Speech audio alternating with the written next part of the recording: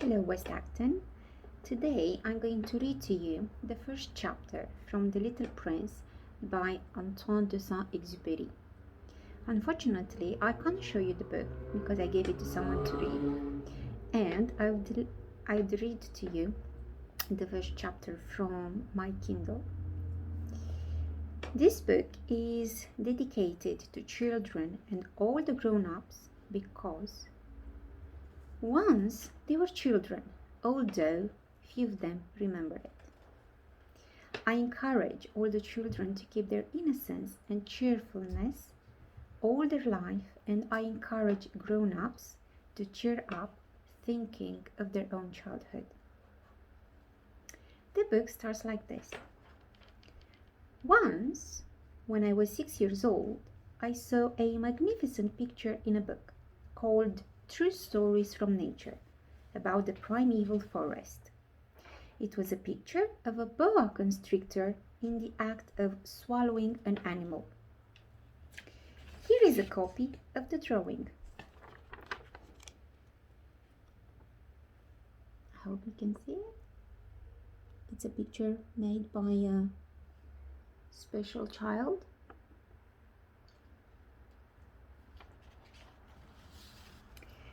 In the book it said, boa constrictors swallow their prey whole, without chewing it. After that, they are not able to move, and they sleep through the 6 months that they need for digestion. I pondered deeply then over the adventures of the jungle, and after some work with a colored pencil, I succeeded in making my first drawing. My drawing number 1. It looked something like this.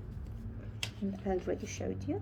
Yeah, so I'll show you again the picture. I hope you can see it.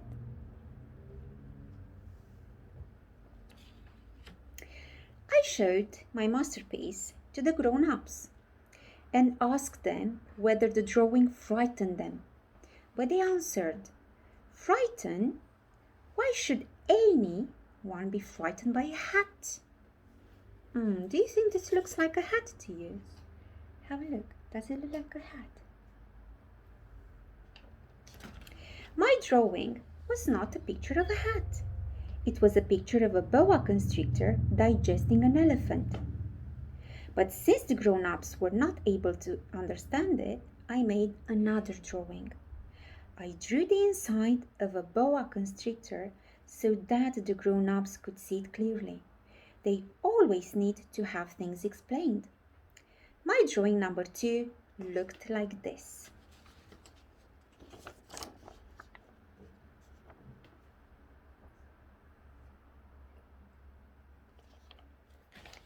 The grown-ups' response this time was to advise me to lay aside my drawings of boa constrictors, whether from the inside or the outside, and devote myself instead to geography, history, arithmetic, and grammar.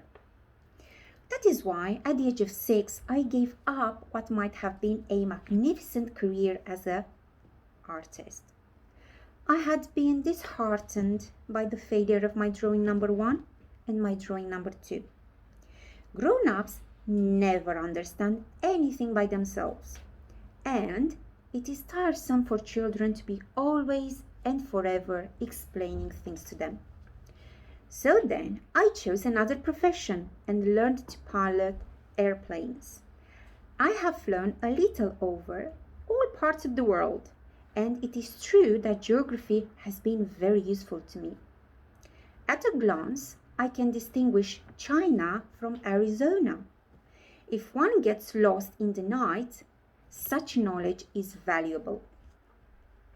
In the course of this life, I have had a great many encounters with a great many people who have been concerned with matters of consequence. I have lived a great deal among grown-ups. I have seen them intimately close at hand, and that hasn't much improved my opinion of them.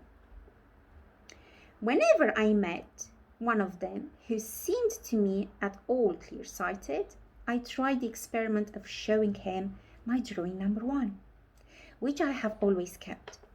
I would try to find out if this was a person of true understanding. But whoever it was, he or she would always say, "That is a hat." Then I would never talk to that person about boa constrictors or primeval forests or stars. I would bring myself down to his level. I would talk to him about bridge and golf and politics and neckties.